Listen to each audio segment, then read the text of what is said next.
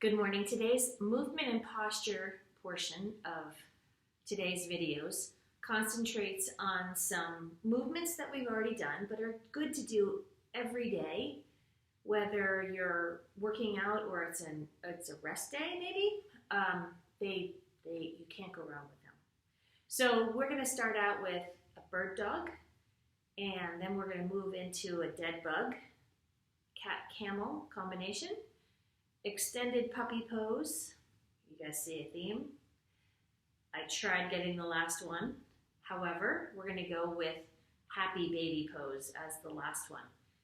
You'll feel this from head to toe. It can be a workout or it can just be movement, posture, and stretching. It's all up to you as to how the degree that you want to take it. So you can add weights if you want to. You don't have to. If you do, just make sure they're smaller, 2, 3, no more than 4 pounds. Otherwise, we start getting into more of having to keep form instead of working on the movement piece and the posture piece of the benefits. So I would say there's a happy medium between the workout, not necessarily a strength workout, but movement and posture. Okay, so let's start out with bird dogs. On your hands and knees, we're going to start out with opposite arm, opposite leg. So if you can see, I've got my knees right under my hips. You can do this a couple different ways.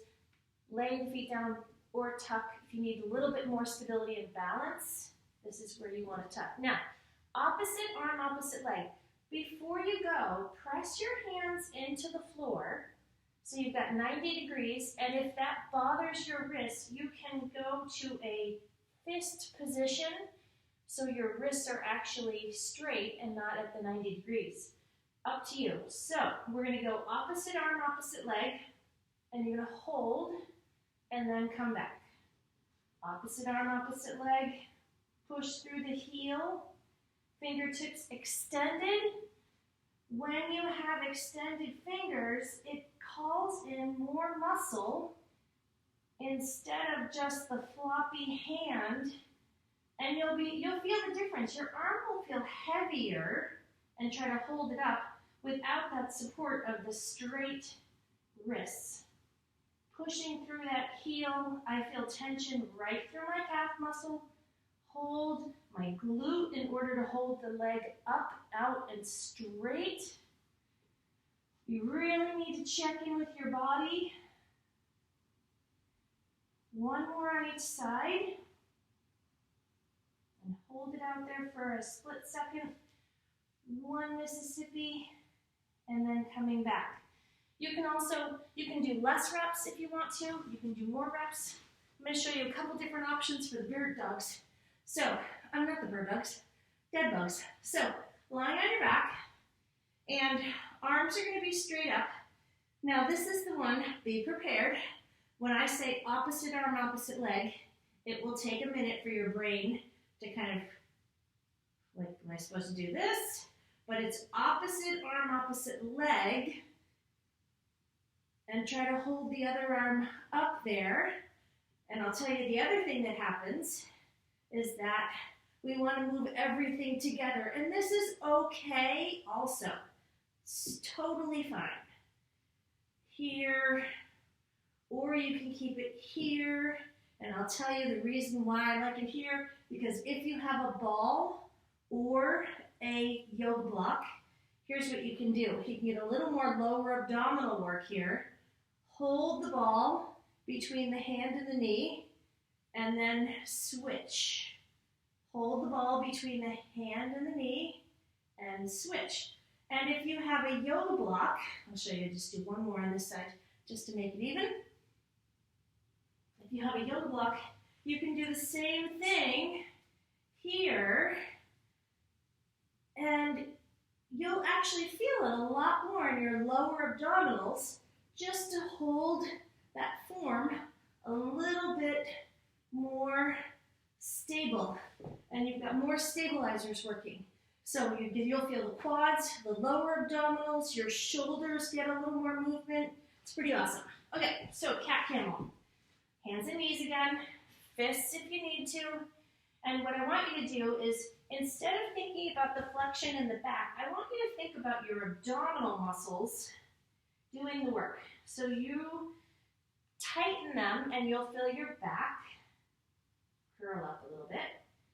And then we go into camel, and again, think about movement and space between your rib cage and your hips. So instead of, okay, how much flexion can I get in that back? And how much compression might happen? Have your abdominal muscles just do the extension and pulling in. And it'll be a little less shock to your system. And it just keeps you in a safer place. So this is cat-camel combination, nice to do together.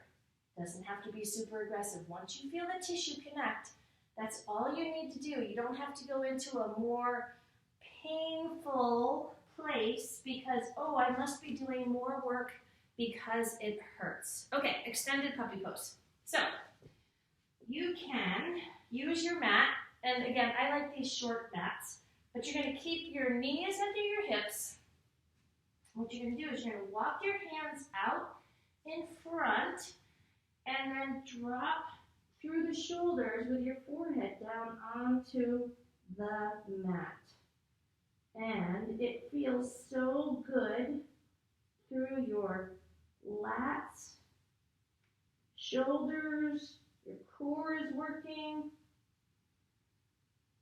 And because you're extending your spine too, it feels really great if you've been sitting all day or you're about to sit all day. Remember, I'm a firm believer in setting your devices and just get up and walk around every hour, on the half hour, doesn't matter, but just make sure that you're walking around, and whether you're on a phone call, whatever it is.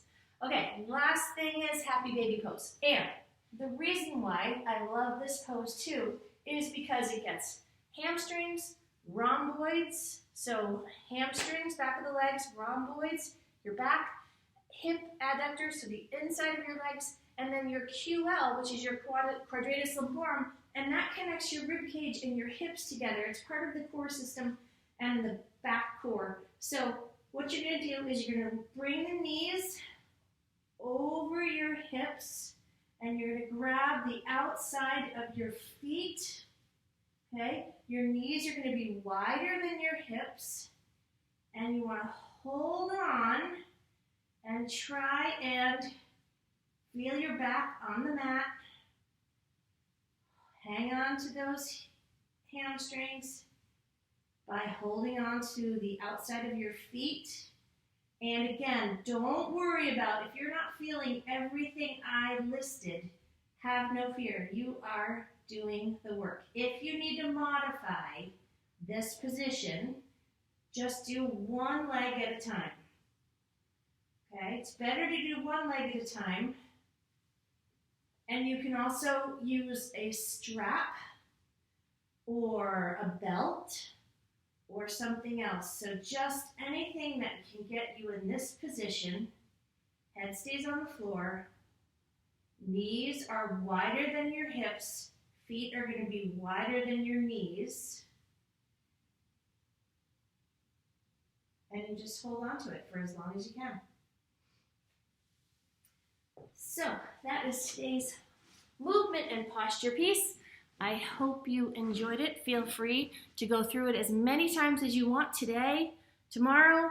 All of the movement and posture pieces are meant to complement all the other workouts. You can place them all together. They're still working, even though it has a feeling of more of a stretch, but you can always adapt it to your needs. Have a great day.